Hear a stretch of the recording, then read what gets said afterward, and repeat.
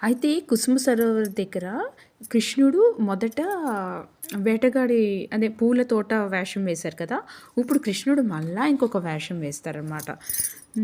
మీరు మిగిలిన వారి గొప్పులు దర్శించండి అని కృష్ణుడు పలుకుతాడు కదా! నేను మీ గొప్పుల్ని అలంకరిస్తానని.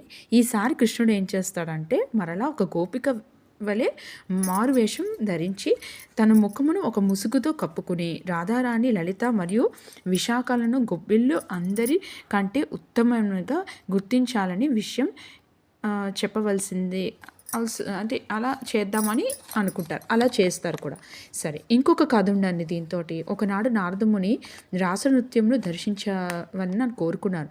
కానీ శివుడు నారదునితో కేవలం నారీ రూపంలోనే దర్శించగలవు అని చెప్పాను. అందుకు అతని తపస్సు చేయమని నిర్దేశించారు.